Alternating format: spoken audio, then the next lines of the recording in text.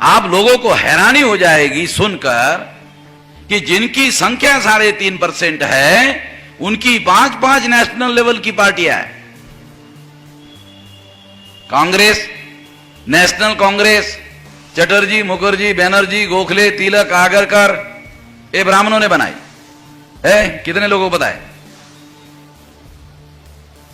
मैं जब यूपी में आकर जाटों को पूछा, भाई तुम्हारा कौन आदमी था कांग्रेस बनाने में, जरा बताओ तो, उसका नाम बताओ। एक आदमी का बताओ, 2 आदमी का मत बताओ, क्योंकि 2 तो है ही नहीं, मगर एक आध होगा, जरा बताओ। एक भी आदमी नहीं था, सारे ब्राह्मण लोगों ने बनाया नेशनल कांग्रेस। ज्योतिराव फुले को कांग्रेस में लाने की कोशिश की गई थी, उन्होंने कहा ये तो ब्राह्मणों का संगठन है, मैं कैसे आ सकता हूं इसमें? ये रिकॉर्ड करके लिखित करके रखा हुआ है, लिखा हुआ है। तो 1885 को जो कांग्रेस बनी, ये ब्राह्मणों ने बनाई, ये ब्राह्मणों का संगठन है। दूसरी बात, दूसरा संगठन भारत की कम्युनिस्ट पार्टी, ये 1925 को भारत की कम्युनिस्ट पार्टी श्रीपाद अमृत डांगे नाम के ब्राह्मण ने बनाई। ये कोकनस्थ ब्राह्मण। तीसरी पार्टी मार्क्सवादी कम्युनिस्ट पार्टी, ये केरला के EMS नंबूदिरी ब्राह्मण ने बनाई। चौथी नेशनल लेवल की party Bharatiya Janata party RSS ने बनाई। बनाने के पहले जनसंघ बनाया था। जनसंघ का पहला राष्ट्रीय अध्यक्ष श्यामा प्रसाद मुखर्जी बंगाली ब्राह्मण था। अटल बिहारी और आडवाणी ने मिलकर 77 में जनता पार्टी में जनसंघ विलीन कर दिया था। झगड़ा हुआ, 80 में बाहर आ गए। बाहर आकर जनता पार्टी का त्याग करके भारतीय जनता पार्टी बनाई और उसका पहला राष्ट्रीय अध्यक्ष पंडित अटल बिहारी वाजपेयी को बनाया। हो गई 4 नंबर की पार्टी ब्राह्मणों की। 5वीं पार्टी तृणमूल कांग्रेस, ममता बनर्जी बंगाल की मुख्यमंत्री है। उसके पार्टी को पिछले साल अक्टूबर महीने में चुनाव आयोग ने राष्ट्रीय पार्टी का दर्जा दिया। जिनकी संख्या देश में 3.5% है, उनकी 5-5 नेशनल लेवल की पार्टियां है।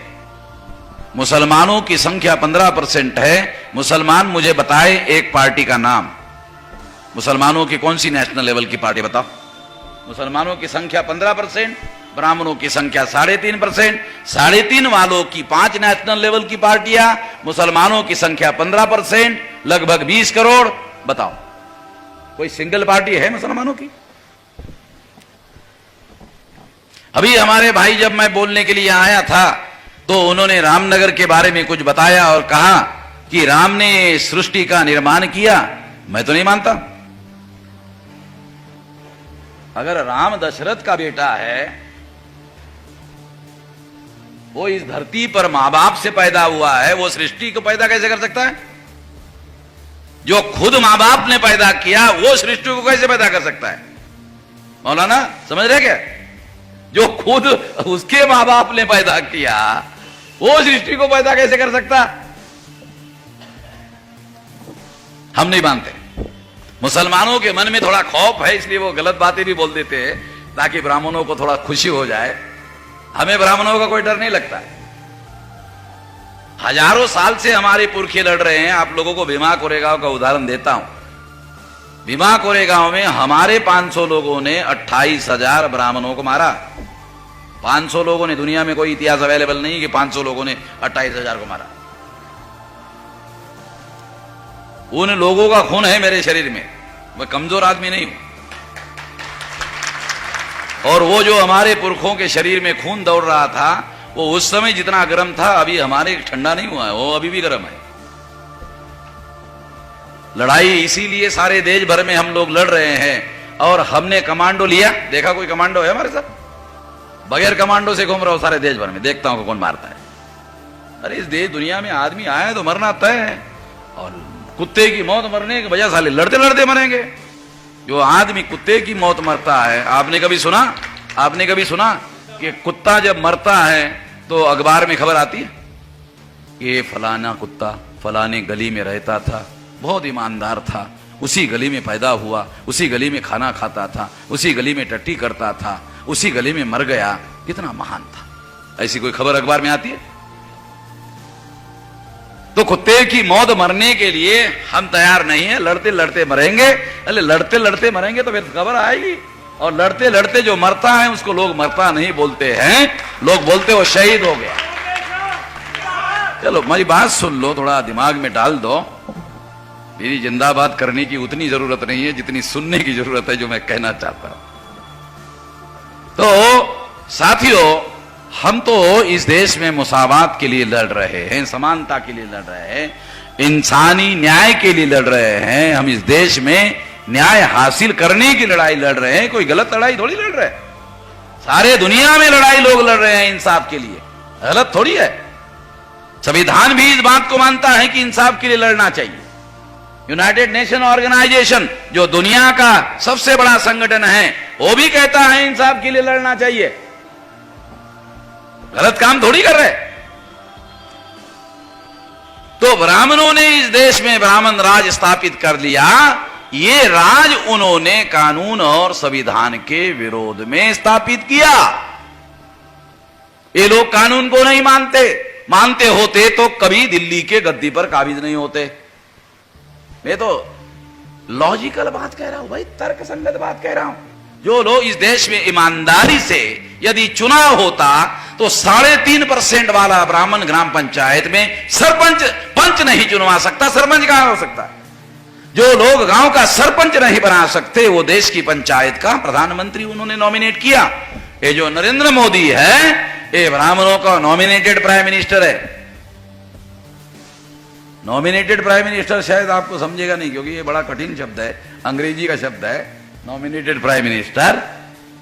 तो इसलिए थोड़ा देसी उदाहरण देकर के समझाता हूं। नॉमिनेटेड कठिन है समझने के लिए, संवैधानिक शब्द है। ये Narendra Modi is not a real prime minister of India, he is a nominated prime minister of India and nominated by ब्राह्मण। ब्राह्मणों ने नॉमिनेट किया हुआ है। नॉमिनेटेड जो शब्द है वो आपको समझ में नहीं आएगा, इसलिए मैं नॉमिनेटेड शब्द का देशी अर्थ समझाता हूं। गांव में आदमी शादी करके औरत लाता है अपने घर में, बीवी लाता है, तो परिचय करवाता है कि ये मेरी शादीशुदा बीवी है। दूसरा आदमी कहता है फिर ये कौन है? ऐसी रखी हुई है। मैं महिलाओं से थोड़ा माफी चाहता हूं, हमारे लोगों को समझ में नहीं आता, इसलिए उदाहरण देके समझाना पड़ रहा है। कहता है ये तो शादीशुदा है और ये ऐसी रखी हुई। तो नरेंद्र मोदी भी ऐसे रखा हुआ है।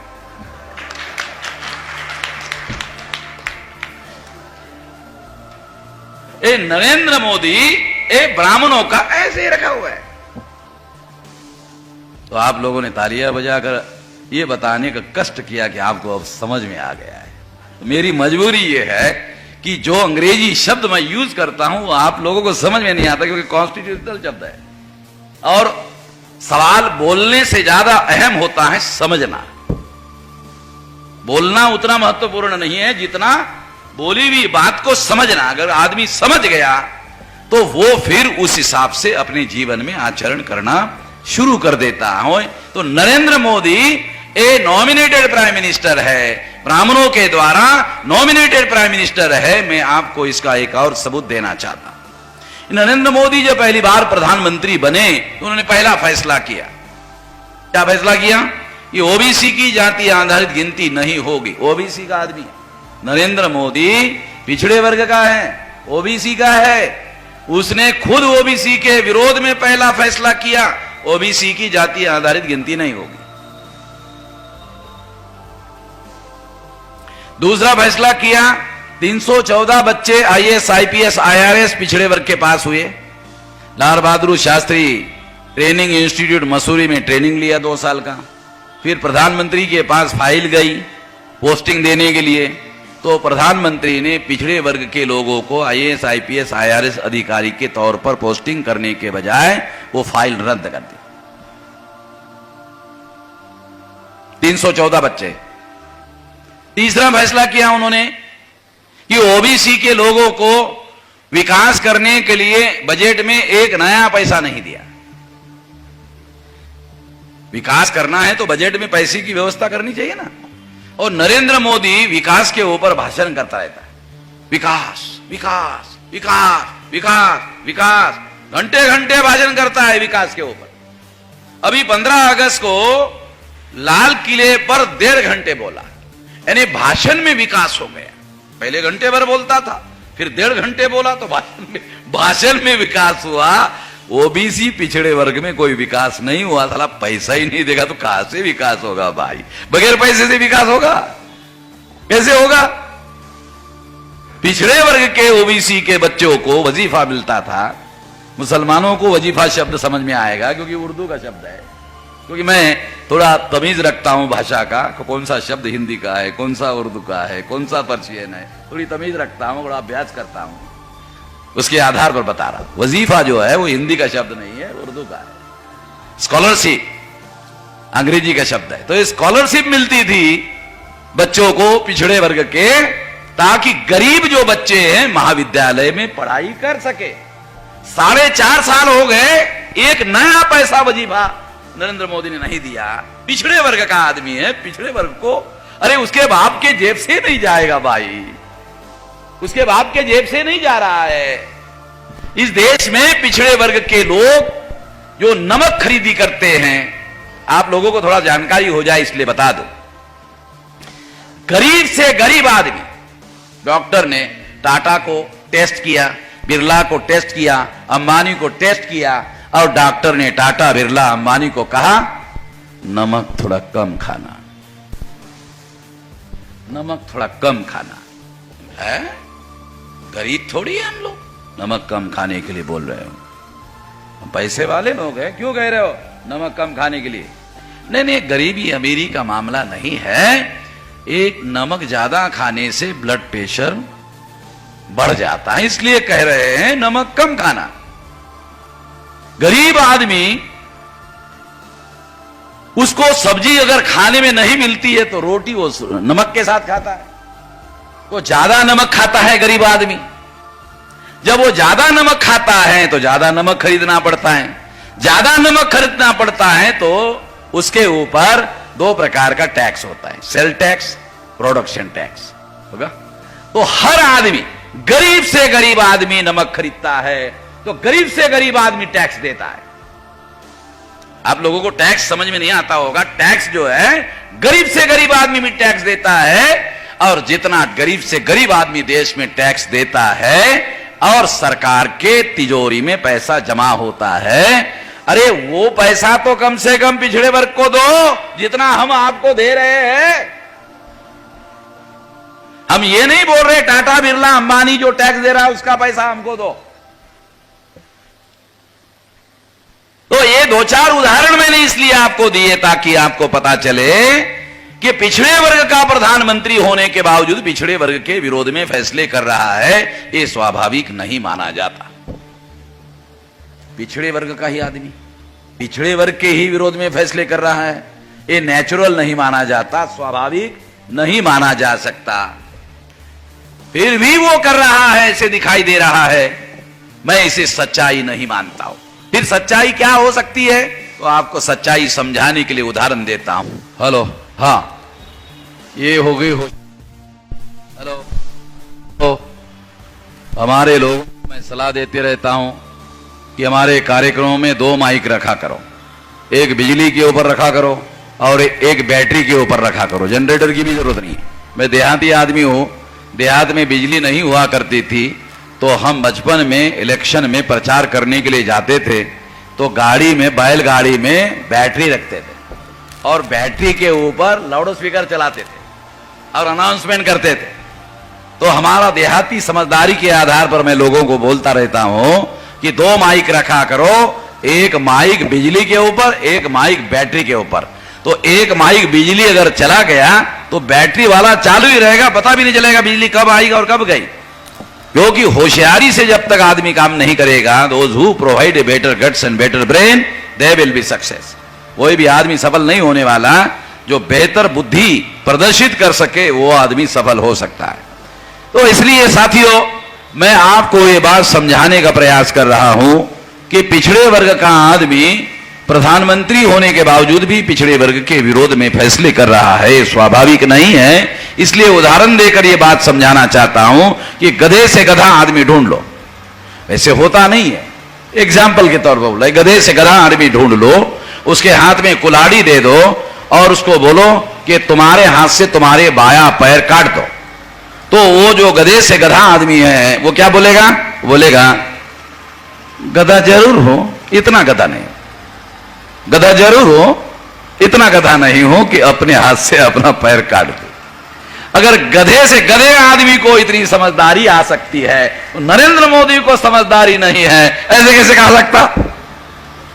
नरेंद्र मोदी के पास समझदारी नहीं है, ऐसे कैसे कहा जा सकता? और अगर नरेंद्र मोदी के पास समझदारी है तो ये फैसले उसने किए होंगे, ये नहीं कहा जा सकता। फिर ये फैसले किसने किए?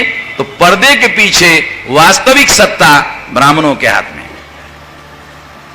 पर्दे के पीछे वास्तविक सत्ता नरेंद्र मोदी के हाथ में नहीं है, पर्दे के पीछे आरएसएस के जो ब्राह्मण हैं उन लोगों के नियंत्रण में सत्ता है और वो लोग ये फैसले कर रहे हैं। मैं नरेंद्र